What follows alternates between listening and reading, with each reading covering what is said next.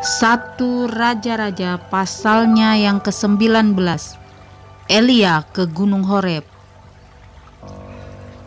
Ketika Ahab memberitahukan kepada Isabel segala yang dilakukan Elia dan perihal Elia membunuh semua nabi itu dengan pedang, maka Isabel menyuruh seorang suruhan mengatakan kepada Elia, "Beginilah kiranya para Allah menghukum aku, bahkan lebih lagi daripada itu, jika besok kira-kira pada waktu ini aku tidak membuat nyawamu sama seperti nyawa salah seorang dari mereka itu." Maka takutlah ia, lalu bangkit dan pergi menyelamatkan nyawanya. Dan setelah sampai ke Beersheba yang termasuk wilayah Yehuda, ia meninggalkan bujangnya di sana.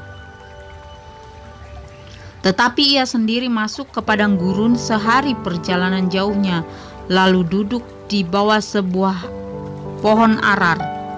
Kemudian dia ingin mati, katanya, "Cukuplah itu, sekarang ya Tuhan, ambillah nyawaku, sebab aku ini tidak lebih baik daripada nenek moyangku."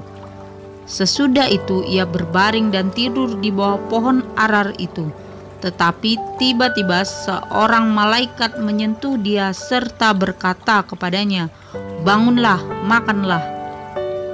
Ketika ia melihat sekitarnya, maka pada sebelah kepalanya ada roti bakar dan sebuah kendi berisi air.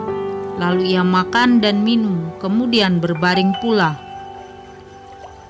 Tetapi malaikat Tuhan datang untuk kedua kalinya dan menyentuh dia, serta berkata, "Bangunlah, makanlah.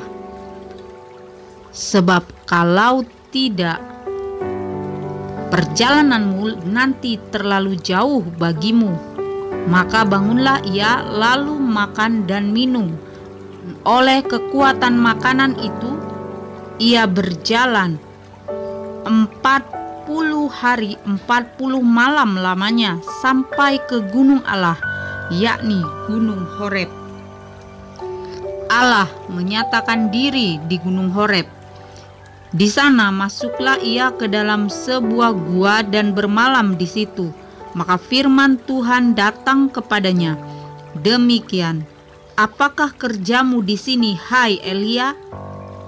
Jawabnya, "Aku bekerja segiat-giatnya bagi Tuhan, Allah semesta alam, karena orang Israel meninggalkan perjanjianmu, meruntuhkan mezbah-mezbahmu, dan membunuh nabi-nabimu dengan pedang. Hanya aku seorang dirilah yang masih hidup, dan mereka ingin mencabut nyawaku." Lalu firman-Nya, "Keluarlah dan berdiri di atas gunung itu di hadapan Tuhan." Maka Tuhan lalu, angin besar dan kuat yang membelah gunung-gunung dan memecahkan bukit-bukit batu mendahului Tuhan. Tetapi tidak ada Tuhan dalam angin itu. Dan sesudah angin itu datanglah gempa, tetapi tidak ada Tuhan dalam gempa itu. Dan sesudah gempa itu datanglah api, tetapi tidak ada Tuhan dalam api itu. Dan sesudah api itu datanglah bunyi angin sepoi-sepoi basah. Segera sesudah Elia mendengarnya, ia menyelubungi mukanya dengan jubahnya, lalu pergi keluar dan berdiri di pintu gua itu. Maka datanglah suara kepadanya yang berbunyi, "Apakah kerjamu di sini, hai Elia?" Jawabnya, "Aku bekerja segiat-giatnya bagi Tuhan, Allah semesta alam, karena orang Israel meninggalkan perjanjianmu, meruntuhkan mezbah-mezbahmu, dan membunuh nabi-nabimu dengan pedang. Hanya aku seorang dirilah yang masih hidup, dan mereka ingin mencabut nyawaku." Firman Tuhan kepadanya, "Pergilah, kembalilah ke jalanmu, melalui padang gurun ke Damsyik, dan setelah engkau sampai, engkau harus mengurapi Hazael menjadi raja atas Aram.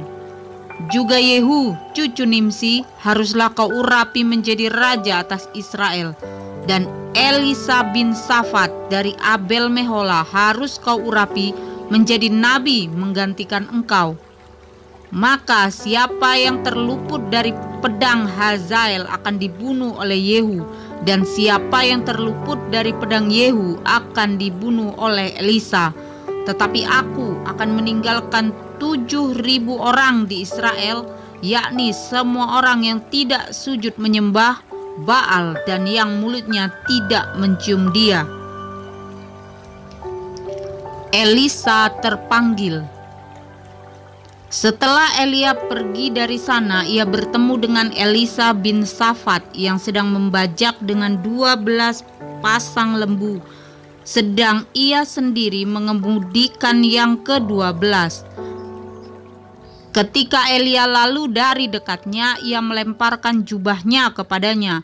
Lalu Elisa meninggalkan lembu itu dan berlari mengikuti Elia. Katanya, "Biarkanlah aku mencium ayahku dan ibuku dahulu, lalu aku akan mengikuti engkau." Jawabnya kepadanya, "Baiklah, pulang dahulu dan ingatlah apa yang telah kuperbuat kepadamu." Lalu berbaliklah ia daripada Elia.